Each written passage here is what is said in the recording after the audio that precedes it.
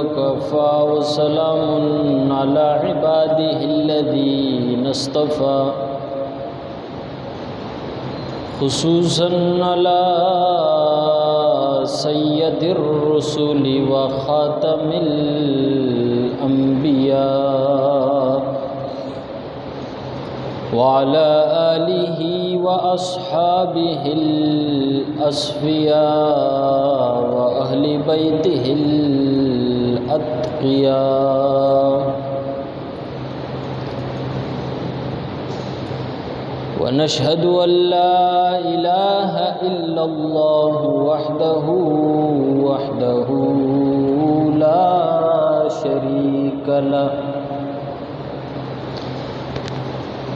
لا شريك له ولا وزير له ولا مشير له ولا جد له ولا ند له ولا ضد له ولا مثل له ولا مثال له ولا مقارن له ولا مكازم له ولا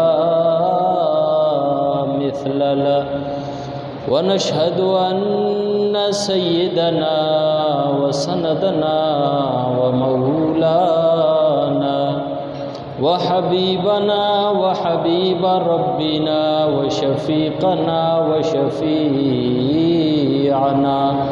وطبيبنا وطبيب قلوبنا محمدا عبده ورسوله أما بعد فأعوذ بالله من الشيطان الرجيم بسم الله الرحمن الرحيم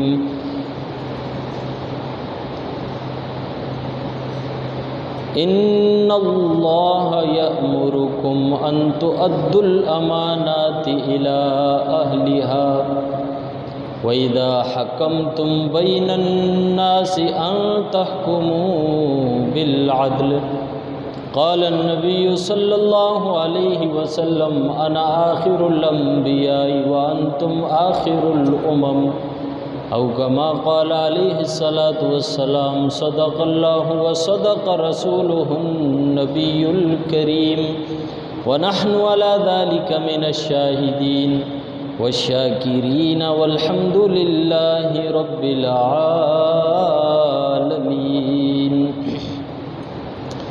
درود پاک پڑھ لیں۔ اللہم صلی علی محمد وعلی آل محمد کما صلیت علی ابراہیم وعلی آل ابراہیم انک حمید مجید۔ اللهم بارك على محمد وعلى آل محمد كما باركت على إبراهيم وعلى آل إبراهيم إنك حميد مجيد۔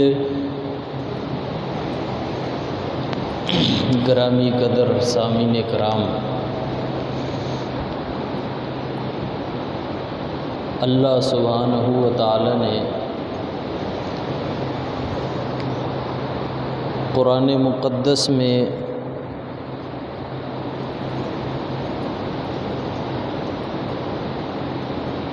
انسانیت کی رشد و ہدایت کو بیان فرمایا ہے۔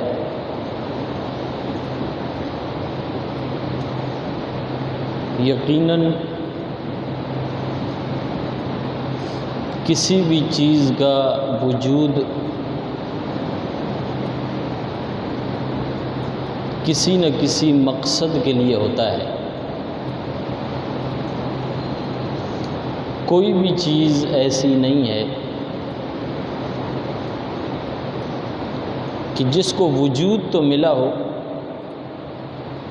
اور مقصد نہ ملا ہو۔ دنیا میں کوئی عام چیز ایسی نہیں ہے، تو پھر انسان ایسا کیسے ہو سکتا ہے کہ انسان کو اللہ نے پیدا کیا اور اس کا کوئی مقصد نہیں ہے۔ ضروری ہے جیسے ہر چیز کے وجود کو کسی نہ کسی مقصد سے وابستگی ہے، انسان کے وجود کو بھی ایک عظیم مقصد ملا ہے۔ کرنے کے کام اللہ تبارک و تعالی نے فرمایا وَمَا خَلَقْتُ الْجِنَّ وَالْإِنسَ إِلَّا لِيَعْبُدُونَ۔ انسانوں کو اور جنوں کو اللہ نے اپنی عبادت کے لیے پیدا کیا، عبادت فرمایا، کیونکہ عبادت کا اطلاق صرف نماز پر نہیں ہوتا، صرف روزے پر نہیں ہوتا، صرف حج پر نہیں ہوتا، صرف زکوٰۃ پر نہیں ہوتا۔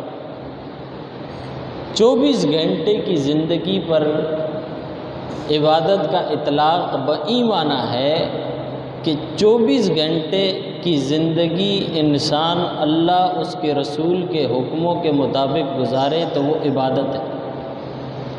یہاں تک کہ رسول پاک صلی اللہ علیہ وسلم کے حکم کے مطابق، آپ کی سنت اور آپ کے طریقے کے مطابق قضائے حاجت کے لیے واش روم میں داخل ہوتا ہے اور قضائے حاجت کرتا ہے، اس پر بھی اس کو ثواب ملتا ہے اگر اس نے طریقہ رسول کا اپنایا ہے۔ یعنی کوئی بھی ایسا کام انسان کا باقی نہیں رہتا کہ جس کے اوپر عبادت کا اطلاق نہ ہو سکتا ہو یا جس کو عبادت نہ کہا جا سکتا ہو۔ تو جب یہ فرمایا تو گویا یہ فرمایا کہ 24 گھنٹے کی زندگی بندے کی اللہ کے لیے ہے اور 24 گھنٹے بندہ اللہ کے لیے ہے۔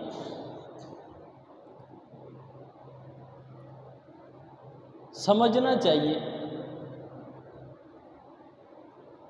کسی بھی چیز کو وجود دیا جاتا ہے تو اس کے ساتھ اس کے استعمال کا طریقہ بھی دیا جاتا ہے۔ آپ دیکھیں کہ آپ بازار میں جاتے ہیں اور ایک پنکھا خرید کے لاتے ہیں تو اس پنکھے کے اندر ایک چٹ ہے، ایک رسید پڑی ہوئی ہے، ایک ڈائری ہے جس پر لکھا ہوا ہے کہ اس کو اتنی بجلی پہ چلانا ہے، اس سے زیادہ پہ چلاؤ گے تو یہ جل جائے گا اور اس سے کم پہ چلاؤ گے تب بھی جل جائے گا۔ اگر اس کی سلامتی چاہتے ہو تو جو کچھ اس پرچی کے اندر لکھا ہے اس کو سمجھ لو اور سمجھنے کے بعد اس کو استعمال کرنا شروع کرو۔ دنیا میں ایک بے جان چیز انسان پیسے لگا کر خرید کے لاتا ہے تو اس کی حفاظت کی پوری ترتیب اس ڈبے کے اندر موجود ہوتی ہے اور اس کو ایجاد کرنے والے اور کمپنی والے اس چیز کو بچانے کے لیے، اس کی بقا کے لیے اپنے خریداروں کو وہ ہدایات دیتے ہیں کہ ان ہدایات کو پڑھنے کے بعد اس کا استعمال کرو تاکہ جو چیز تم خرید کے لے کے جا رہے ہو یہ خراب نہ ہو جائے، برباد نہ ہو جائے، تمہاری دولت ضائع نہ ہو جائے۔ کیسے ممکن تھا کہ اللہ نے انسان کو بنایا اور انسان کو بنانے کے بعد اس نے انسان کی ہدایت کے لیے قرآن کو نہ بھیجا؟ کیسے ممکن تھا کہ اللہ قرآن نہ بھیجتا؟ ضرور اللہ رب العزت نے انسانیت کی رہنمائی کے لیے قرآن بھیجا ہے، لیکن 12 گھنٹے کمپنی میں کام کرنے والا 2000 کا پنکھا خریدتا ہے تو اس کو یہ احساس ہوتا ہے کہ میرا پسینہ بہا ہے اور میں نے 2000 روپیہ خرچ کیا ہے، لہٰذا اس پنکھے کو ویسے چلاؤں گا جیسے کمپنی والوں نے بتایا ہے۔ لیکن جس رب نے انسان کو تخلیق کیا، انسان کو پیدا کیا، اور انسان کو پیدا کرنے کے بعد اس کی زندگی کے لیے کچھ ہدایات قرآن کی صورت میں دی، انسان نے اس قرآن سے منہ موڑ لیا، اللہ کو ناراض کر دیا، زندگی بھی برباد ہو گئی، آخرت ویسے ہی برباد ہو گئی۔ ڈبے کو کھول کے ہدایات پڑھ کے پنکھا چلاتے ہو، قرآن کھول کے ہدایات پڑھ کے زندگی نہیں گزارتے۔ اللہ تبارک و تعالیٰ نے انسانوں کے ساتھ انسانیت کی رہنمائی کے لیے یہ کلام بھیجا ہے، یہ اللہ کا خط ہے، یہ اللہ کا کلام ہے، اور اس کی طرف سے ہدایات ہیں انسانوں کو۔ آج لوگ انسانیت کا درس دیتے ہوئے ایک نئے مذہب کی بنیاد رکھ رہے ہیں۔ بھائی کوئی کسی مذہب سے، کوئی کسی دھرم سے، کوئی کسی بھی چیز کو ماننے والا ہے، لیکن سب سے پہلے ہم انسان ہیں۔ اتنا اچھا جملہ ہے، سب سے پہلے ہم انسان ہیں۔ بھائی جو کچھ بھی مانتا ہے، لیکن سب سے پہلے ہم انسان ہیں۔ جب انڈیا آپ پر حملہ کرتا ہے تو حملہ کرنے والا بھی تو انسان ہی ہوتا ہے، اس کو کیوں مارتے ہو؟ جب کوئی دوسرے ملک والا آپ کی سرحد میں مداخلت کرتا ہے، اس کو کیوں مارتے ہو؟ وہ بھی تو انسان ہے۔ انسانیت کا درس بھول گئے؟ انسانیت تم سے نکل گئی؟ اگر وطن کے لیے کسی کو مارا جا سکتا ہے، اگر وطن کی حفاظت کے لیے کسی کو سزا دی جا سکتی ہے، تو اسلام اور دین کی حفاظت کے لیے کسی کے لیے قانون کیوں نہیں بنایا جا سکتا؟ اس کا مطلب یہ ہے کہ وطن آگے چلا گیا، اسلام پیچھے آ گیا۔ تو اللہ تبارک و تعالیٰ نے ہمارے لیے یہ جو قرآن دیا ہے، یہ ہمارے لیے رہنمائی ہے، ہدایت ہے، یہ وہ پرچی ہے، یہ وہ رسید ہے اللہ کی طرف سے، جو اللہ نے انسان کو بنانے کے بعد اس کی زندگی کے دستور کو اس کے اندر بیان کیا، دستور حیات کو اس کے اندر بیان کیا۔ بازار سے پنکھا خرید کے لانے کے بعد اس کے استعمال والی پرچی میں ہدایات جو دی گئی ہیں وہ نہ پڑھ کے پنکھا زیادہ بجلی پہ چلا کے جلا دینا حماقت ہے۔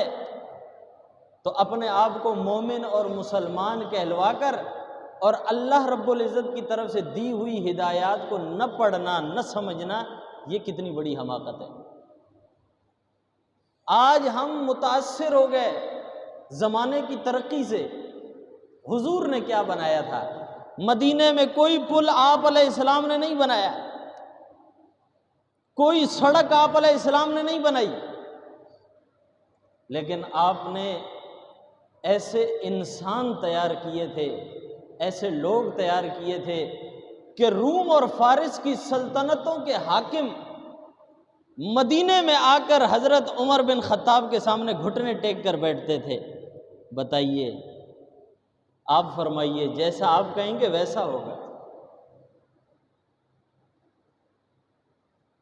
پلوں سے اور میٹرو سے اور اس ترقی سے تمہاری زندگی میں کچھ سہولت تو آ سکتی ہے، لیکن اس میں تمہیں آخرت میں کیا مل رہا ہے، یا اس دستور حیات پر تم اس میں کیا عمل کر سک رہے ہو جو اللہ نے تمہارے لیے بھیجا ہے؟ تو ضرورت کو ضرورت کی حد تک رکھنا اور مقصد کو مقصد پہچاننا جو ہے، یہ انسان کا کام تھا۔ بہرحال انسانوں کو اللہ نے پیدا کیا ہے، پھر ہدایت دی ہے۔ کچھ لوگ اللہ کی ہدایات پر ایمان لے آئے، کچھ لوگ ایمان نہیں لائے۔ اللہ تعالیٰ نے دونوں کے لیے فیصلہ کیا ہے۔ جو ایمان لے کر آئے ہیں ان کے لیے جنت کو بنایا ہے، جو ایمان نہیں لائے ان کے لیے جہنم کو بنایا ہے۔ اللہ تعالیٰ کو کسی کے سجدے سے کوئی فائدہ نہیں ہے۔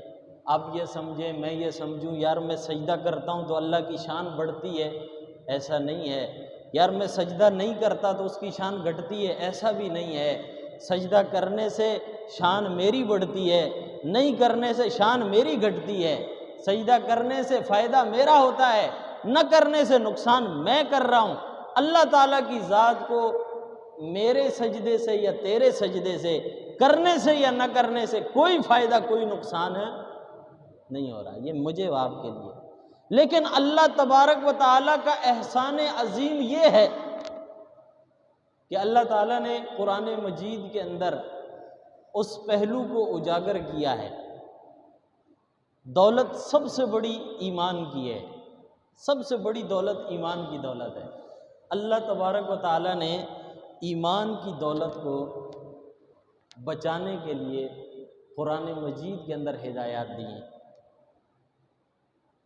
مال بچانے کے لیے، حفاظت کے لیے نا، ایمان بچانے کے لیے، کیونکہ اللہ تبارک و تعالیٰ ایمان کو اس کائنات میں سب سے اونچی چیز جانتے ہیں، گردانتے ہیں، بتاتے ہیں۔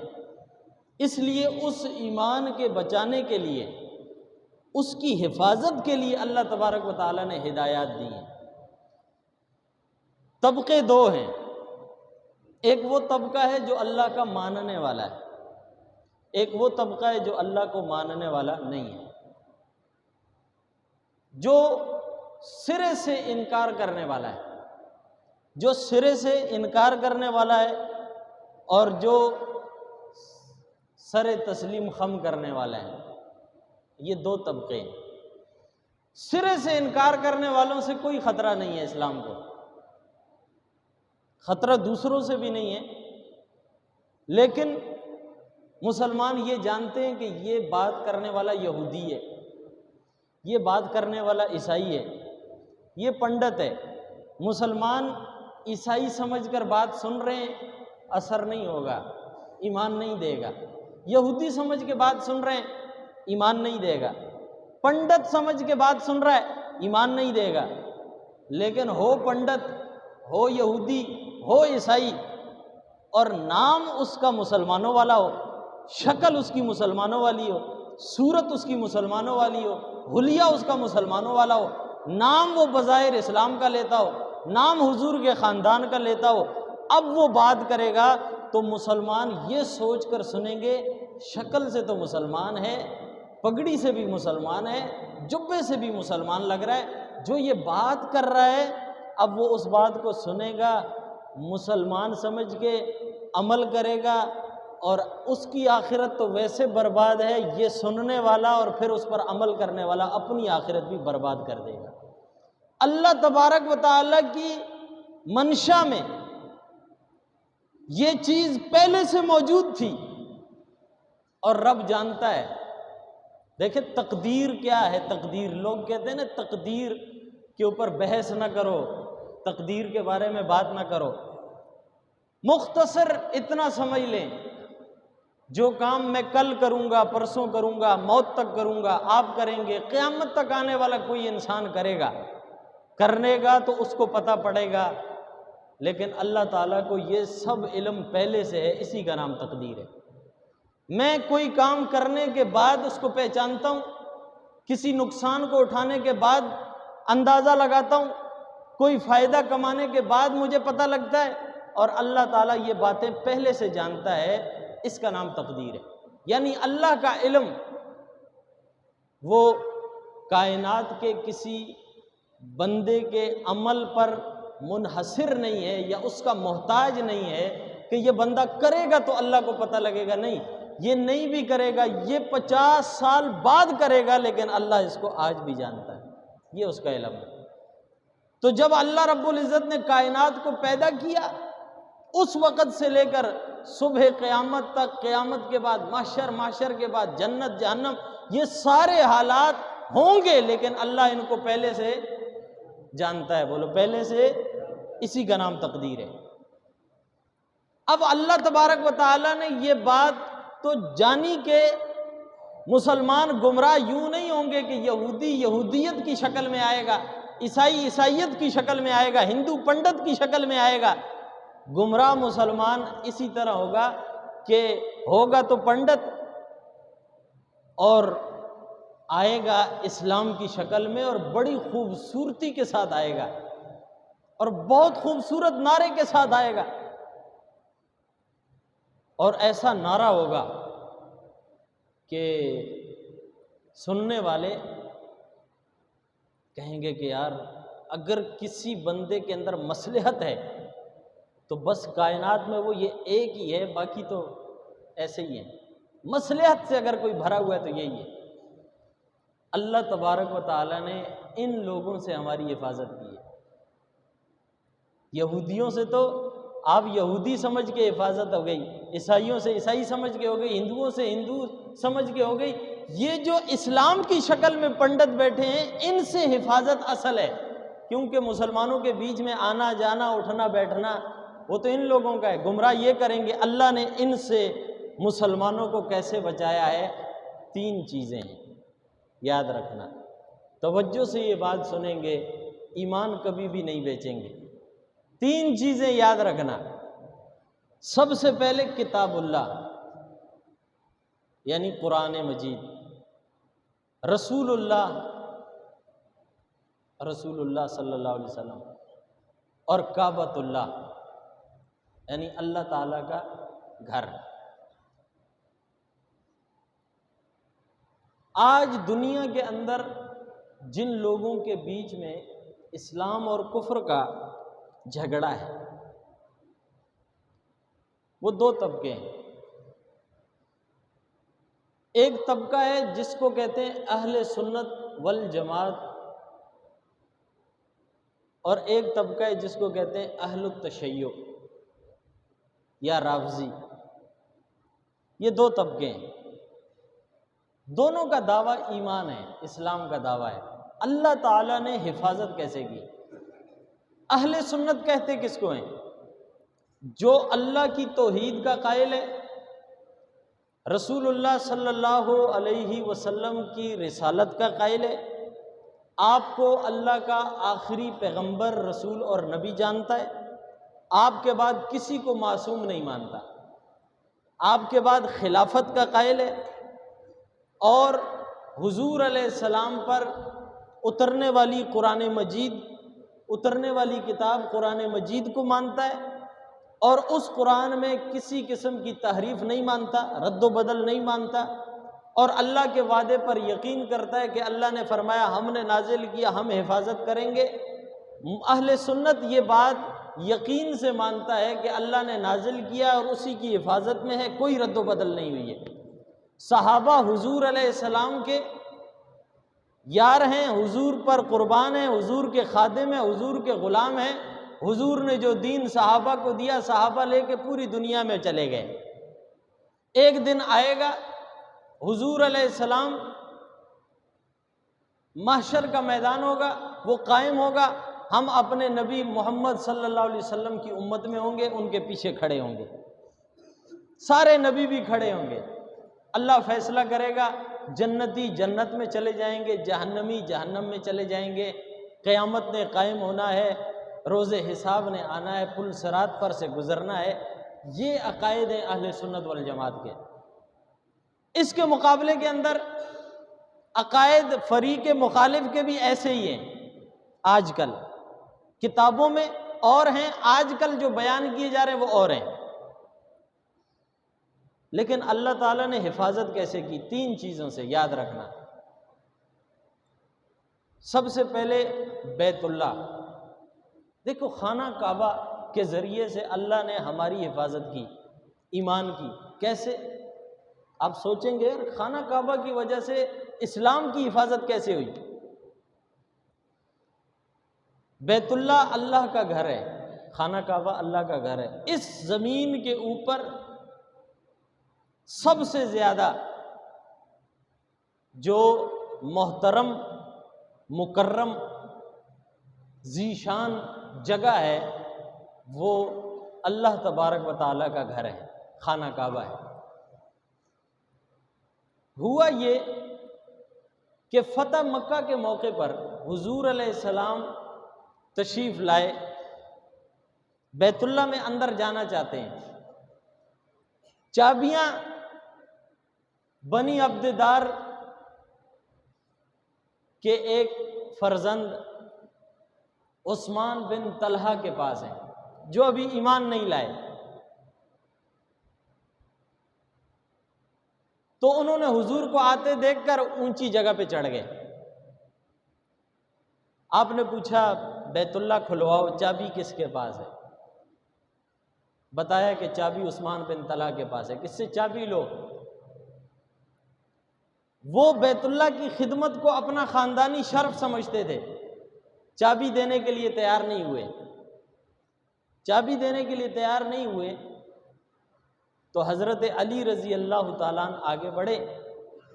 لوّا علی، حضرت علی نے ان کا ہاتھ مروڑا، چابی لے لی اور بیت اللہ کھول دیا۔ حضور اندر داخل ہوئے، آپ نے 2 رکعت نماز پڑھی، چابی حضرت علی کے پاس ہے۔ چابی حضرت علی رضی اللہ تعالیٰ عنہ کے پاس بیت اللہ کی ہے۔ یہ چابی حضرت علی کے پاس اگر ہو اور ان کی اولاد کے پاس آج تک ہوتی، آپ میں سے کوئی ہے جس کو اس بات پہ اعتراض ہوتا؟ بولو بھائی، زور سے بولو۔ ہمیں بھی کوئی اعتراض نہ ہوتا۔ اگر یہ چابی حضرت علی کے پاس رہتی اور ان کی اولاد کے پاس رہتی، کسی مسلمان کو، کسی اہل سنت کو کوئی اعتراض نہ رہتا۔ کیوں؟ حضرت علی ہمارے امام ہیں، ایمان کا حصہ ہیں۔ لیکن اللہ تعالیٰ کی منشا میں ایک بات ہے، خدا تو جانتا ہے نام تو علی کا ہوگا اور کام اسلام کے خلاف ہوں گے۔ نام تو لیں گے کہ ہم اہل بیت کے محب ہیں، محبت کرنے والے ہیں، اور دشمنی اور عداوت اسلام سے نکالیں گے۔ تو اللہ تبارک و تعالیٰ نے قرآن مجید کی آیات نازل کی، آیات نازل کر کے فرمایا ان اللہ یأمرکم، اللہ تمہیں یہ امر کرتا ہے، حکم دیتا ہے، ان تؤدوا الامانات الی اہلہا، یہ جو امانتیں جن کی ہیں انہیں لوٹا دو، یہ امانتیں جن کی ہیں انہیں لوٹا دو۔ شان نزول میں لکھا ہے کہ یہ آیت تب نازل ہوئی جب عثمان بن طلحہ سے بیت اللہ کی چابی لے لی گئی، وہ بیٹھے رو رہے ہیں، ابھی ایمان تو نہیں لائے تھے لیکن خانہ کعبہ کی خدمت کو اپنا شرف سمجھتے تھے۔ اب کیا ہوا کہ حضور نے حضرت علی سے فرمایا علی جاؤ اور عثمان بن طلحہ سے معافی مانگو، عثمان بن طلحہ سے معافی مانگو اور یہ چابیاں ان کو لوٹا دو۔ حضرت علی رضی اللہ تعالیٰ عنہ گئے اور ان سے معافی مانگی تو انہوں نے کہا آپ تو اتنی سختی سے آئے تھے، میرا بازو مروڑ کے چابی لے کر گئے، ایک دم نرمی کیسے آ گئی؟ تو حضرت علی رضی اللہ تعالیٰ عنہ نے فرمایا کہ اللہ تعالیٰ کی طرف سے یہ آیات اتری ہیں کہ ان تؤدوا الامانات الی اہلہا، امانتیں جن کے پاس تھیں ان کو لوٹا دو۔ حضور نے مجھے کہا ہے کہ یہ چابی تمہیں لوٹا دوں۔ عثمان بن طلحہ کو جیسے ہی چابی لوٹائی، وہ دوڑتے ہوئے حضور کے پاس آئے اور کہا اشہد ان لا الہ الا اللہ واشہد ان محمدً عبدہ ورسولہ، میں آپ کو اللہ کا رسول مانتا ہوں، ایمان لے کر آگے۔ حضور نے فرمایا جب تک قیامت نہیں آئے گی یہ چابی عثمان بن طلحہ تمہاری اولاد کے اندر ہی چلتی رہے گی، یہ بیت اللہ کی خدمت تمہارے ہی ذمہ رہے گی، تم ہی کرو گے، اور یہ چابی آج تک عثمان بن طلحہ کے خاندان کے پاس ہی ہے۔ مقصد یہ بتانا ہے کہ اگر یہ چابی حضرت علی کے پاس رہ جاتی رضی اللہ عنہ، مسلمانوں کو کوئی اعتراض نہیں تھا، ہمیں تو علی سے محبت ہے، اور جس کو علی سے بغض ہے وہ مسلمان مومن نہیں ہو سکتا۔ لیکن ایک طبقہ کہتا دیکھو علی ہمارے ہیں، اور وہ ہمارے پاس ہیں اور بیت اللہ بھی ہمارا ہے۔ اگر یہ چابی وہاں رہ جاتی، وہ کیا کہتے؟ علی ہمارے ہیں اور وہ ہمارے پاس ہیں اور بیت اللہ بھی ہمارا ہے۔ اللہ تعالیٰ نے اس شخص سے جو علی کے نام سے امت کو دھوکہ دیتا، اسلام کو یوں بچایا کہ چابی حضرت علی سے لے کر عثمان بن طلحہ کو واپس کروا دی اور ہمیشہ کے لیے وہیں رہ گئی، کیونکہ اللہ جانتا ہے اہل سنت کو علی سے محبت اس چابی کے بغیر بھی رہے گی، لیکن چابی وہاں چلی گئی تو یہ کل کو یہ اہل سنت پر اعتراض کریں گے اور کہیں گے تمہارے پاس کیا ہے؟ علی ہمارے پاس ہیں، بیت اللہ بھی ہمارے پاس ہے۔ دوسری بات، یہ میں تخلیق نہیں کر رہا، میری منشا سے نہیں، یہ اللہ کی منشا ہے، وہ تو سب جانتا ہے نا۔ اللہ کے لیے تو ماضی، حال، مستقبل کوئی معنی نہیں رکھتا، وہ تو سب پہلے سے جانتا ہے۔ دوسری چیز، حضور علیہ السلام اس دنیا سے تشریف لے گئے، حضور دنیا سے تشریف لے گئے۔ اب وقت آخری ہے، آپ سمجھے کہ جانے کا وقت ہے، تو آپ نے ازواج کو بلایا، گھر والیوں کو بلایا، اہل بیت کو بلایا۔ اہل بیت کا معنی گھر والی ہے، عربی میں اہل بیت کہتے ہیں، اردو میں گھر والی۔ تو گھر والیوں کو بلایا اور کہا کہ اگر تم اجازت دو تو میں تم سے یہ اجازت چاہتا ہوں کہ میں یہ ایام عائشہ صدیقہ کے ساتھ گزارنا چاہتا ہوں۔ اگر تم مجھے اپنی باریاں دیتی ہو اور اجازت دیتی ہو تو میں یہ دن عائشہ صدیقہ کے ساتھ گزارنا چاہتا ہوں۔ سب ازواج نے اجازت دے دی۔ حضور اپنے ان بیماری کے ایام میں حضرت عائشہ صدیقہ رضی اللہ تعالی عنہا کے حجرہ میں تشریف لے آئے، اور آپ علیہ السلام اسی حجرہ کے اندر آپ کی رحلت ہوئی، آپ نے دنیا سے پردہ فرمایا، آپ دنیا سے چلے گئے اسی حجرہ مبارک میں۔ اب سب سے بڑا مسئلہ کون سا ہوتا ہے بھائی؟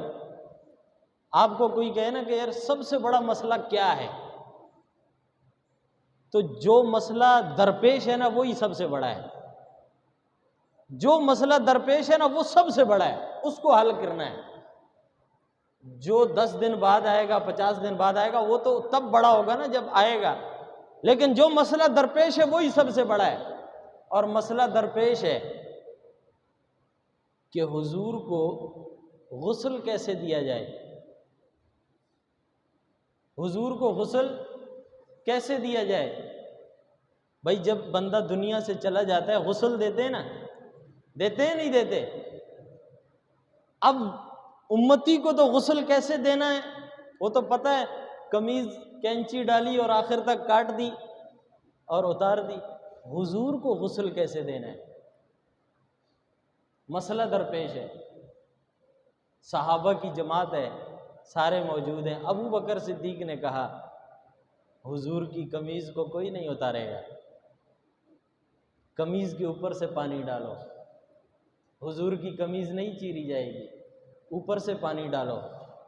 اور اسی طرح سے حضور کو غسل دیا گیا، آپ کے کپڑے مبارک نہیں اتارے گئے، حضور کو غسل یوں دیا گیا۔ مسئلہ درپیش تھا، اور سب سے بڑا مسئلہ وہی ہوتا ہے جو درپیش ہوتا ہے، اور سب سے بڑا وہی ہوتا ہے جو اس درپیش مسئلے کو حل کرتا ہے۔ درپیش مسئلہ حضور کی ذات کے ساتھ منسلک ہے اور حل کرنے والا ابو بکر صدیق ہے، تو حضور کے بعد جانشین وہی ہوگا جو حضور کے اس مسئلے کو حل کر کے صحابہ کے اختلاف کو ختم کر رہا ہے۔ غسل ہو گیا جی، جنازہ کیسے پڑھیں؟ دوسرا مسئلہ، جنازہ کیسے پڑھیں؟ آؤ جی سامنے، آج کل ایک رواج بن گیا ہے، حضرت علی نے رضی اللہ تعالیٰ عنہ نے کچھ فرمایا یا نہیں فرمایا، فیس بک پہ حضرت علی کا قول ہے، ٹھک ٹھک، بس ایک بھرمار بنائی ہوئی ہے، جو بات دل میں اس کے آتی ہے، قول ہے کس کا؟ حضرت علی کا جی۔ کیا ہے کہ نام علی صرف استعمال ہوتا ہے، صرف استعمال ہوتا ہے، دشمنی عداوت اصل اسلام سے، اور اسلام علی کے پاس ہے، اسی اسلام سے عداوت ہے، تو جس کو علی کے اسلام سے عداوت ہے اس کو علی سے کیا محبت ہوگی؟ یہ تو سوچنے کی بات ہے۔ بہرحال دوسرا مسئلہ درپیش ہے، ابو بکر صدیق آگے آئے، کہ 10 افراد حجرہ میں چلے جائیں اور حضور پر یہ جنازہ کی دعا پڑھیں اور نکلتے جائیں، 10 بندے جائیں، پڑھتے جائیں، نکلتے جائیں۔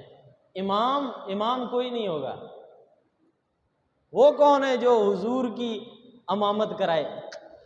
وہ کوئی نہیں ہے، امام کوئی نہیں ہوگا، 10 آدمی جائیں گے اور وہ پڑھیں گے اور نکلیں گے۔ مسئلہ درپیش ہے، اور اب بھی آگے کون آئے؟ ابو بکر صدیق۔ مسئلہ آ گیا تیسرا، دفن کہاں کریں؟ تیسرا مسئلہ کہ دفن کہاں کریں؟ ابو بکر صدیق رضی اللہ تعالیٰ عنہ آگے آگے اور فرمانے لگے، نبی جس جگہ دنیا سے رحلت کرتا ہے، نبی کو اسی جگہ دفنایا جاتا ہے۔ تو جس جگہ حضور علیہ السلام دنیا سے آپ کی رحلت ہوئی، وہ جگہ حجرہ عائشہ ہے، عائشہ صدیقہ کا گھر ہے۔ بھائی حضور حضرت علی رضی اللہ تعالیٰ عنہ کے گھر، فاطمہ الزہرا کے گھر، وہاں رہ کر بھی دنیا سے چلے جاتے اور آپ کا روزہ فاطمہ الزہرا کے گھر میں بن جاتا، آپ کو کوئی اعتراض تھا؟ زور سے بولو، اعتراض تھا؟ کسی مسلمان کو کوئی اعتراض نہیں تھا۔ آج ہم درود یہاں جا کے پڑھ رہے ہیں، کل اگر وہاں ہوتا تو ہم درود وہاں جا کے پڑھتے۔ جیسے عائشہ میرے تیرے ایمان کا حصہ ہے، ایسے فاطمہ الزہرا میرے تیرے ایمان کا حصہ ہے۔ ہمیں تو کوئی اعتراض نہیں تھا، لیکن ایک طبقہ کہتا علی ہمارے، فاطمہ الزہرا ہماری، اور حضور کہاں ہیں؟ حضور کہاں ہیں؟ فاطمہ الزہرا کے حجرہ میں۔ اچھا، فاطمہ الزہرا کے حجرے میں تو گویا کہ حضور کے روزے کی مالکہ بھی سیدہ فاطمہ الزہرا ہیں۔ جب وہ ہماری، حضور ہمارے، تمہارے پاس کیا ہے؟ اللہ تعالیٰ نے ان کمینوں سے ایسے بچا دیا۔ کیوں؟ اس کی منشا میں یہ پہلے سے تھا، وہ جانتا تھا یہ اعتراض اٹھائیں گے۔ آج اٹھتے ہیں نا اعتراض، چھوٹی چھوٹی بات ادھر سے ادھر، ادھر سے ادھر کر کے اتنا بڑا واقعہ ہو جاتا، پھر تم کیا کرتے؟ لیکن اللہ جانتا تھا کہ یہ تو ان کے بھی غلام ہیں جن کو ابو بکر، عمر اور عثمان کہا جاتا ہے، اور ان کے بھی غلام ہیں جن کو علی، حسن اور حسین کہا جاتا ہے۔ اللہ تعالیٰ نے فیصلہ ان کے حق کے اندر دیا ہے، اور جیسے بیت اللہ ان کے حوالے کیا، رسول اللہ بھی ان کے ہمارے حوالے کر دیا۔ تیسری چیز ہے کتاب اللہ۔ کتاب اللہ کہتے ہیں قرآن مجید کو۔ کس کو کہتے ہیں؟ قرآن مجید کو۔ آپ دیکھتے ہیں نا قرآن مجید، ہم اتنے سارے بیٹھے ہیں، سب مسلمان ہیں۔ میں ویسے آپ سے ایک ایسے لذت کے لیے ایک سوال پوچھتا ہوں، ہم قرآن مجید طلب کرتے ہیں مسلمان، کبھی آپ میں سے کسی نے بھی سنا، یہ جو 60 70 سال والے بھی بیٹھے ہیں، کسی نے آج تک یہ سنا کہ کوئی یہ کہہ رہا ہو یار یہ کتاب اٹھا کے دے قرآن کو؟ ہاں سنا آپ نے؟ کوئی بھی کہتے کہ قرآن مجید دے، قرآن، یار قرآن دینا، کسی نے بھی اس کو کبھی کتاب کہا؟ بولو بھائی، کہا؟ میں نے نہیں سنا۔ اللہ نے قرآن مجید کے ابتدا میں کہا ذالک الکتاب لا ریب فیہ، اس کو کیا کہا؟ دیکھو معنی سمجھو، اللہ تعالیٰ کا اعتماد دیکھو صحابہ کرام پر۔ ہم پاگل نہیں ہیں، صحابہ کر رہے ہیں، صحابہ کا مطلب ہے توحید کا دفاع، رسالت کا دفاع، نبوت کا دفاع، پورے دین کا دفاع وہ صحابہ میں ہے، کیونکہ یہ جتنی چیزیں ہیں یہ منقول شدہ ہیں اور نقل کرنے والے صحابہ کرام ہیں۔ اب اللہ نے قرآن کے ابتدا میں کہا ذالک الکتاب لا ریب فیہ، اس کتاب میں کوئی شک۔ قرآن کہتے کس کو ہیں؟ قرآن کے معنی کیا ہیں؟ قرآن تو عربی کا لفظ ہے، معنی کیا ہے؟ بار بار پڑھے جانے والی، بار بار پڑھے جانے والی، اس کو کیا کہتے ہیں؟ قرآن۔ قرآن کا معنی ہے بار بار پڑھے جانے والی۔ اچھا، یہ بار بار کون پڑھتا تھا؟ حضور علیہ السلام صلی اللہ علیہ وسلم۔ تو جب اس کو قرآن کہا تو اس نسبت سے کہا کہ حضور نے اس کو بار بار پڑھا، بار بار پڑھا، اس نسبت سے اس کا نام قرآن ہے۔ جب آپ کہتے ہیں نا قرآن تو اس کا مطلب ہے نسبت حضور کی طرف ہے، نسبت حضور کی طرف ہے۔ ایک اور نام ہے وہ نام ہے کلام، کلام اللہ۔ یہ کلام اللہ ہے، نسبت کس کی طرف ہے؟ اللہ کی طرف ہے۔ بھائی اس کو اللہ کی صفت ہے، مخلوق نہیں ہے، یہ اللہ کا کلام ہے، مخلوق نہیں ہے۔ تو قرآن کی نسبت جب اللہ کی طرف ہے تو اس کو کہا گیا کلام، حضور کی طرف نسبت ہوئی تو اس کو کہا گیا قرآن۔ اور ایک تیسری نسبت ہے، وہ نسبت ہے لکھنے والی۔ کون سی نسبت ہے؟ لکھنے والی۔ اور لکھا کس نے؟ صحابہ نے۔ تو جو لکھنے والی نسبت ہے نا اس کو کہتے ہیں کتاب۔ اس کو کیا کہتے ہیں؟ زور سے بولو، کیا کہتے ہیں؟ کتاب کو کتاب اسی لیے کہتے ہیں کہ اس میں یہ الفاظ لکھے جاتے ہیں۔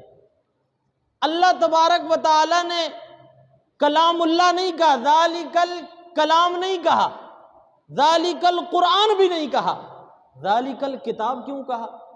سمجھو، ایک آدمی آتا ہے کہتا ہے بھائی یہ قرآن پتہ کیوں غلط ہے؟ کیوں غلط ہے؟ اس لیے کہ یہ اللہ کا کلام ہے۔ تو ریڑی والا بھی پکڑے گا بھوتنی کے، تو اللہ کے کلام کو غلط کہتا ہے، اٹھا کے پٹکے کا ادھر، کیونکہ اس کی بھی یہ بات سمجھ میں آ رہی ہے۔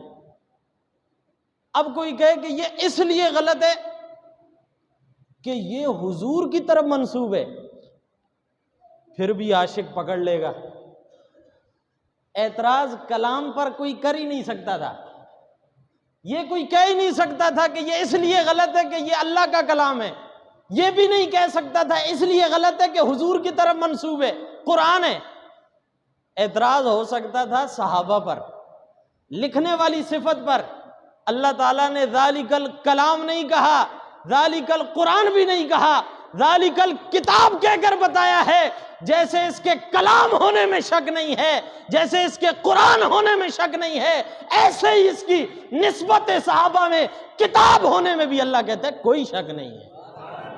یہ اللہ تبارک و تعالیٰ نے حفاظت کی ہے۔ یوں ہر بات میں، ہر چیز میں مومن کے ایمان کو اللہ رب العزت نے بچایا ہے۔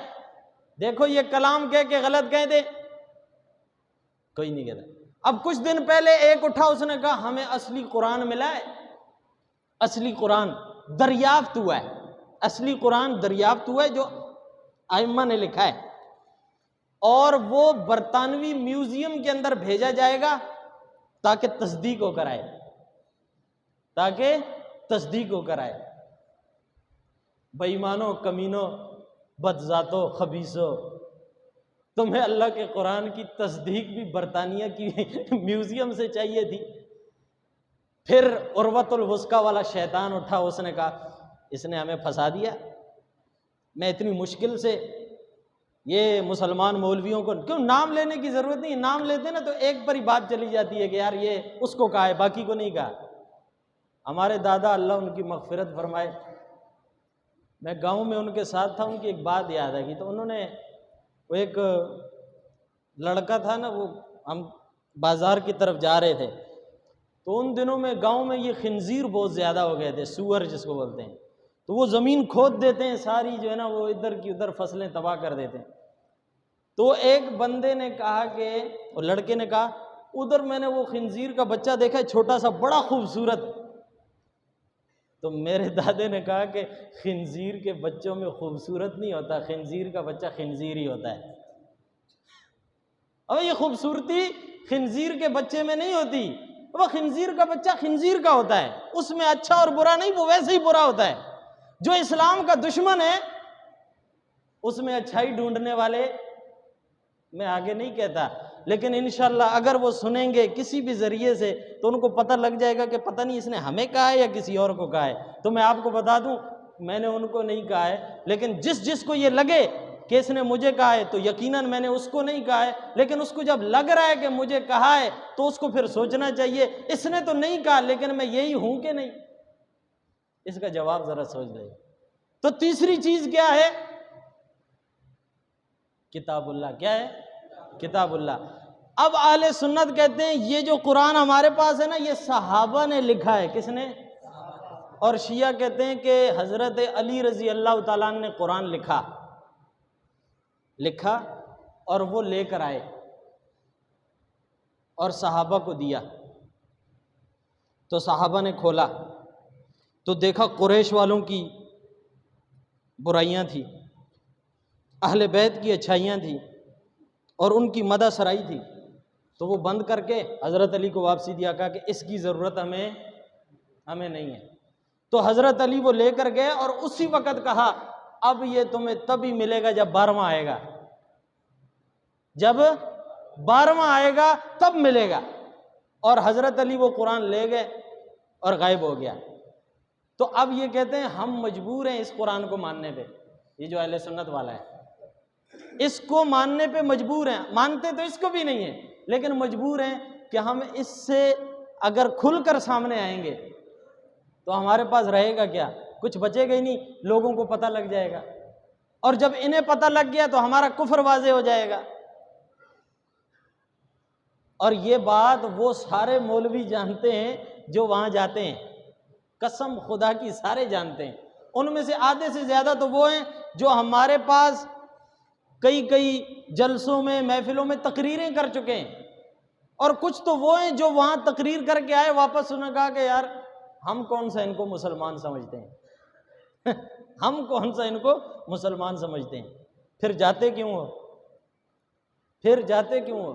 حضور صلی اللہ علیہ وسلم نے کے پاس کچھ لوگ آئے اور آ کر کہا یا رسول اللہ ہمارا گھر تھوڑا دور ہے، اس طرف ہے، اور سب نمازوں میں یہاں آنا مشکل ہے، تو ہم نے یہ مسجد بنائی ہے، ایک مرتبہ اگر آپ یہاں نماز پڑھ دیں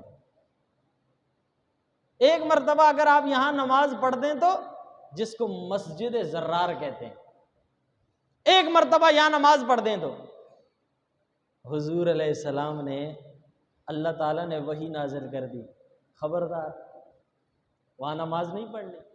حضور ایک نماز بھی پڑھ دیتے پھر وہ کہتے کہ دیکھو یہ وہ جگہ ہے جہاں حضور نے نماز پڑھی.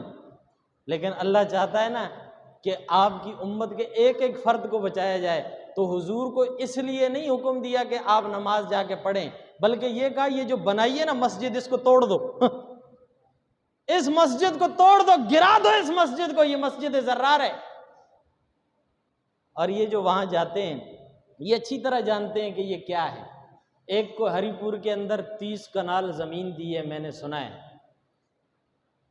سنا ہے اور مجھے یقین ہے کہ اس زمین کے بغیر کوئی نہیں جا، کیونکہ آج کل ایمان 3 چیزوں پہ بکتا ہے نا، دولت، عورت، شہرت، اور تینوں وافر مقدار میں. دولت بھی پورا ملک ہے، عورت وہ تو ایسے ہی ثواب ہے، من تمتع مرتن فدرجتہ کدرجۃ الحسن نعوذ باللہ، ومن تمتع مرتین ومن تمتع ثلاث مرہ ومن تمتع 4 مرہ، 1 دفعہ 2 دفعہ 3 دفعہ 4 دفعہ، یعنی ان کے ہاں تو یہ ثواب ہے نا. ایران میں ایک قوم گزری ہے پہلے، اس کا نام ہے ساسانیہ قوم. ساسانیہ، اس کی تاریخ ایک یونیورسٹی کے پروفیسر ہیں، اس کا نام ہے ڈاکٹر اقبال، لاہور یونیورسٹی کا پروفیسر ہے، اس نے اس کا ترجمہ کیا ہے. ساسانی قوم کے اندر جو ہے نا کلچر کے اعتبار سے ایک یہ تھی کہ وہ 2 عورتیں رکھتے تھے شادی میں، ایک سے نسل بڑھاتے تھے اور ایک مہمانوں کی ضیافت کے لیے۔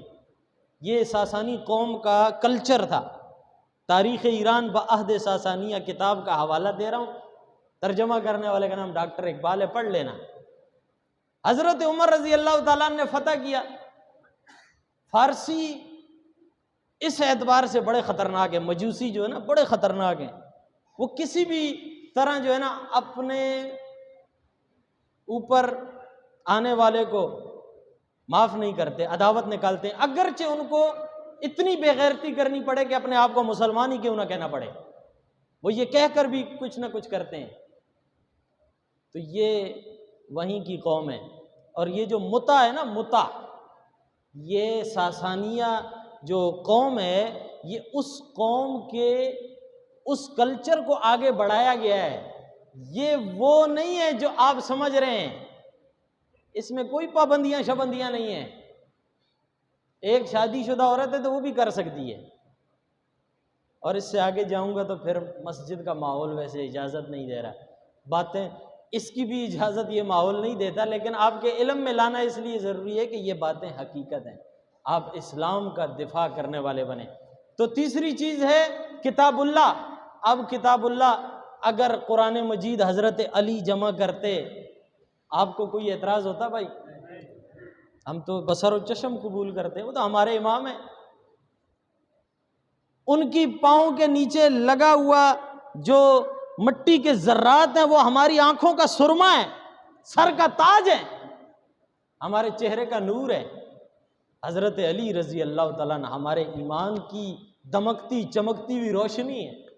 اگر وہ جمع کرتے ہم بصر و چشم اس کو سینے سے لگاتے، لیکن اللہ کی منشا میں یہ تھا کہ اگر انہوں نے جمع کر لیا تو یہ جو ان کے نام سے لوگوں کو گمراہ کر رہے ہیں، یہ کہیں گے علی ہمارے، قرآن بھی ہمارا، تمہارے پاس کیا ہے؟ اللہ تعالیٰ نے کتاب اللہ اہل سنت کو دیے، کعبۃ اللہ اہل سنت کو دی، رسول اللہ اہل سنت کو دی، اس کے علاوہ جتنا جھوٹ تھا وہ ان لوگوں کو دے دیا۔ اب وہ کہنے لگے کہ جی یہ جو ہر بات سے انہوں نے اسلام کی مذاق بنایا۔ حضور نے ہجرت کی، ابو بکر صدیق کو ساتھ لے کر گئے، تو کہتے ہیں ساتھ کیوں لے کر گئے؟ کہتے ہیں وہ جو گاؤں کے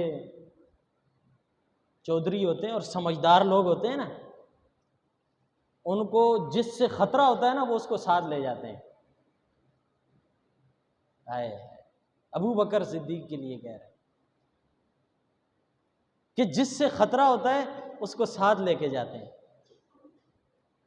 اور ابو بکر صدیق تو وہ ہستی ہے کہ حضور نے فرمایا ابو بکر مجھ پر اتنے احسان کیے تو نے، اور تیرے علاوہ تو جس نے بھی احسان کیا میں نے اس کا بدلہ چکا دیا ہے، لیکن ابو بکر تیرے احسانوں کا بدلہ میں نہیں چکا سکتا۔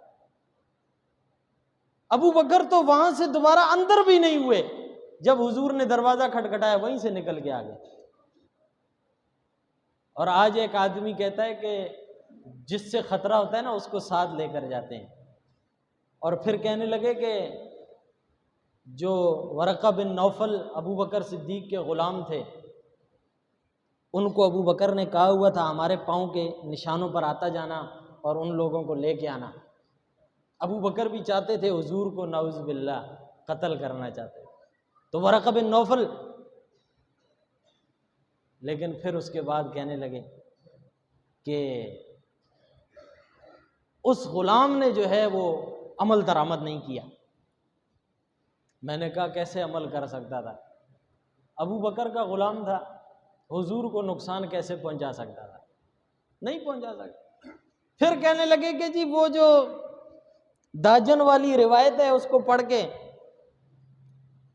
کہ یہ تو سنیوں کی کتابوں میں بھی موجود ہے کہ وہ قرآن مجید، الفاظ حدیث میں قرآن کے نہیں ہے، کہتے ہیں قرآن مجید کے وہ پارے جو تھے نا، وہ آگے والے جو تھے، اضافی جو تھا، وہ سارا وہ حضرت عائشہ رضی اللہ عنہا جو تھی ان کی بکری جو تھی، بکری کا بچہ وہ کھا گیا،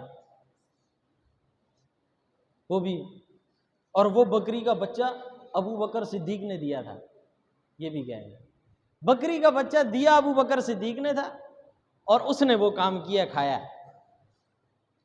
وہ کہتے ہیں ایک مجلس میں ایک ذاکر اس طرح بک رہا تھا تو وہاں ایک ڈاکٹر تھا، وہ کھڑا ہو گیا، اس نے کہا کہ یہ کتنا کھایا جی، یہ تو بتاؤ کھایا کتنا؟ تو اس نے کہا کہ بس وہ 30 کے بعد اوپر والے جتنے تھے نا وہ سارے ہی کھا لیے، سارے کھا لیے۔ تو اس نے کہا میں جانوروں کا ڈاکٹر ہوں اور مجھے بکری کی خصلت کا پتہ ہے، وہ ایک ہی جگہ سے ٹھہر کے اتنا کھاتی ہی نہیں ہے۔ بکری ادھر منہ مارے گی، پھر ادھر مارے گی، پھر ادھر مارے گی، پھر ادھر مارے گی، ایک ہی جگہ بکری کھائے، یہ ہو ہی نہیں سکتا، اس کی خصلت میں نہیں۔ اگر اس نے 31واں کھایا ہے تو 32واں چھوڑا ہوگا، 33واں کھایا ہے تو 34واں چھوڑا ہوگا۔ میں نے کہا ڈاکٹر صاحب تو آرام سے بیٹھ، میں تجھے بتاتا ہوں، بات یہ نہیں ہے، بات یہ ہے کہ بکری تو ابو بکر صدیق کی تھی نا، اس نے جو کھایا یہ کھا کر بتایا کہ جو میں نے بچایا ہے اس میں نقلی کوئی نہیں ہے اور جو کھایا ہے اس میں اصلی کوئی نہیں تھا۔ وہ یہ بتا کر گئی ہے جو کھایا اس میں اصلی کوئی نہیں تھا اور جو بچایا اس میں نقلی کوئی نہیں ہے، اور ان کو انشاءاللہ ملے گا بھی نہیں۔ تو قرآن بھی اللہ نے اہل سنت کو دیا ہے، یہ 3 چیزیں اللہ تعالیٰ کی منشا میں اللہ کے علم میں تھی، اللہ نے ان تینوں چیزوں کے ذریعے سے اہل سنت کے ایمان کو ان لوگوں سے بھی بچایا ہے جو اس لبادے کے اندر ہمارے سامنے آتے ہیں۔ اب یاد رکھنا، دنیا جانتی ہے اور یہ حقانیت ہے اور وہ یہ سب جانتے ہیں، جب آپ بھی جانتے ہیں، یہ بات واضح ہے، 2 ٹوک ہے، تو اس کے بعد اب ان سے محبت کی پینگیں بڑھانے والے 3 چیزوں میں سے ایک کا شکار ہیں، یا تو دولت، یا تو عورت، یا تو شہرت۔ یہ 3 میں سے ایک کا شکار ہیں، وہ کوئی بھی ہو، مبلغ ہو، واعظ ہو، خطیب ہو، ادیب ہو، شاہ ہو، معرفت ہو، غیر معرفت ہو، کوئی بھی ہو، کوئی بھی ہو، وہ اس کے اندر داخل ہیں۔ اللہ تعالیٰ ان بے ایمانوں سے، ان خبیثوں سے، ان کمینوں سے، اسلام دشمنوں سے، اور جو اللہ کے قرآن کے اندر تحریف کا عقیدہ رکھنے والے ہیں ان کے یاروں سے اور ان کے پیاروں سے اور ان کے وفاداروں سے اہل ایمان کی حفاظت فرمائے۔ اللہ تعالیٰ ان کو، ان کی اولادوں کو، ان کے بچوں کو، ان کے خاندانوں کو تباہ و برباد فرمائے، جو اسلام کے اوپر داغ لگا رہے ہیں اور اسلام دشمنوں کی گود میں جا کر بیٹھ کر اور ان کے لیے مد ذلہ العالی دامت فیوزہم اور فلاں اور فلاں فلاں کے الفاظ کہہ رہے ہیں۔ خدا کرے گا انشاءاللہ، میں اتنا جانتا ہوں، میں نے دیکھا تو نہیں ہے لیکن اتنا جانتا ہوں، تو مرے گا اور تیری قبر کھدے گی تو اندر سانپ اور بچھو پہلے سے تیرا انتظار کر رہے ہوں گے۔ تو کسی بھی علاقے کا سید و بےایمان، تو اللہ کے رسول کے صحابہ سے وفا نہیں کر سکا، 2 پیسوں کے لیے 30 کنال زمین کے لیے تو نے ضمیر کا سودا کیا ہے، ایمان کا سودا کیا ہے۔ بے ایمان انسان، اگر تو نے ایمان کا سودا کیا ہے تو یہ یاد رکھ، ہم بے ایمانوں کے خلاف کل بھی میدان میں تھے اور الحمدللہ جب تک جان میں جان ہے بے ایمانوں کے خلاف میدان میں رہیں گے۔ اللہ رب العزت سمجھنے کی، عمل کرنے کی توفیق دے۔